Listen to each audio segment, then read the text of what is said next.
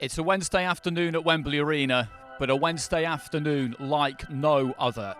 The boxing world has come together, has united under one roof to bring us an event and a card on December the 23rd from Riyadh, the like of which we have never seen before.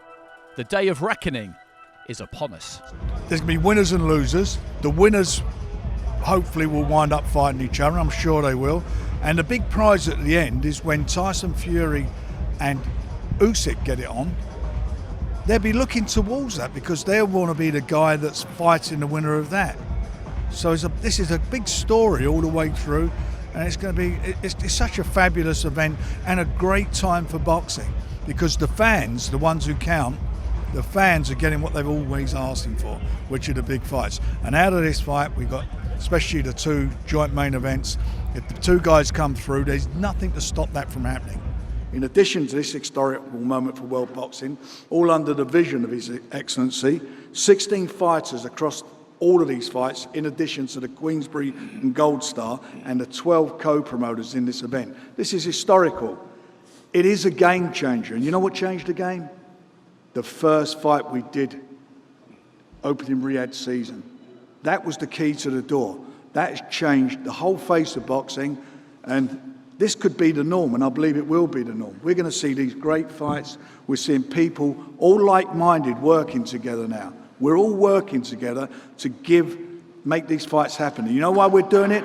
We're doing it for the fans. It is surreal. I think it shows you the vision and the strength and the plans of His Excellency. Thank you very much for asking our fighters to be part of this incredible event. I think Frank touched on it earlier, collaboration. We all want the sport of boxing to grow. We have our rivalries, we're competitive, but we also want the best opportunities for our fighters. And we'll come on to AJ later, but for Dimitri Bivol, the number one 175-pounder in the world, and Jai Opetaia, the best cruiserweight in the world, this was an opportunity to be part of something very special.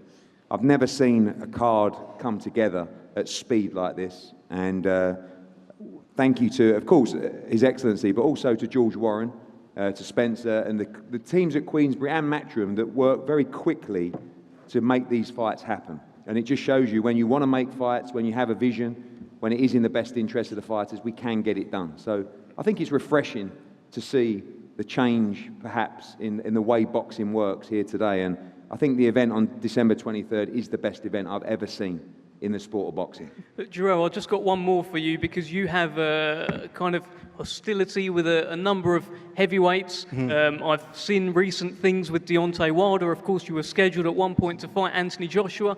Do you have anything to say to anyone else up here? Oh, they can all kiss my black ass, Deontay and AJ. I don't like none of them motherfuckers, you know what I'm trying to say?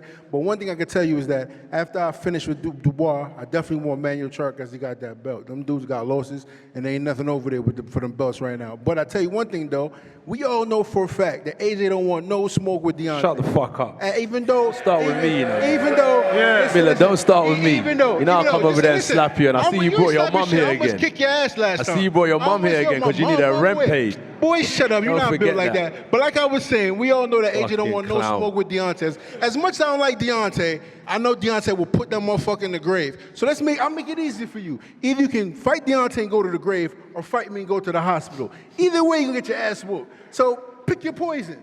So let's stop all that talking. Take Eddie Hearn out your ass and pick somebody that really can fight. Either me or Deontay, one of us Americans whoop your ass. So stop running over your English muffin. You are not doing nothing. Listen, bro. You softer than baby. You are not doing nothing to me. Watch your mouth. You let my little cousin Miller, Eddie Reese watch your mouth. You softer than watch baby your mouth. shit. I'll come over Stop there running from me. Stop running from Deontay. Man the fuck up and fight somebody with a heartbeat, bro. Shut up. One final thing, Deontay. Look, a fight that you have been linked to for so many years. I understand Joseph Parker is your next fight, but I can't ignore that I have yourself there and I have Anthony Joshua here, a fight that has been linked for so long. You talked about having to get a plane to come over here and speak to Anthony Joshua. Do you have anything to say to him here at this press conference table?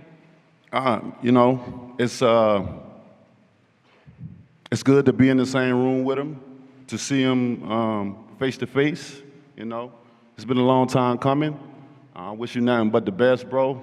And hopefully soon we can get it on in the ring and get the people what they want once and for all.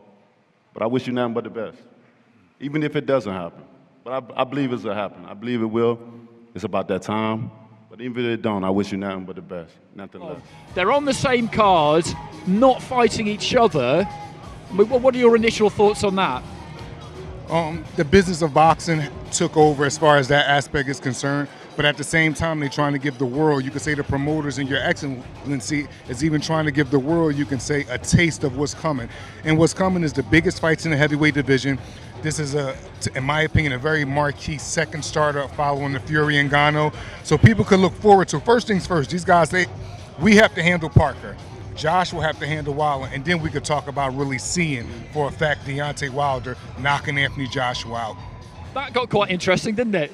Were you expecting that? Jarrell Miller is not... Of course you are. You have to, isn't it? He's that type of guy, and he's come over. He's not going to be quiet. He has to talk the talk, so that's all good, man. It didn't seem to bother you at all? Nah. I'm used to that now, and I'm in this game in a while now, you know, and I've gathered experience, and so now I need to put it to work and show that I've learned from certain things that have happened to me in my past, and go out there and do the business. Here's Jarrell Miller up against Daniel Dubois. In terms of a talk-off, there was only ever going to be one winner there, wasn't there, really? Because Jarrell Miller has got a lot to say, and he's pretty accomplished at saying it. They're two very, very different characters when it comes to being vocal, especially on a stage in front of a camera, at a press conference. So, yeah, there was only ever going to be one winner that time around, but it's very different when you get on the ring on the night, as a lot of people have found out, that it's all fun and games being able to talk up and say this and that, but the only thing that really matters is the fight on the night. Conversation going on between these two. Wallen maybe taking a page out of Jarrell Miller's book and seeing if he can get under his skin, see if he can aggravate AJ a bit. Maybe he sensed that he's a bit on edge, a bit twitchy from the altercation from Miller in the press conference, and maybe he's trying to have a go himself.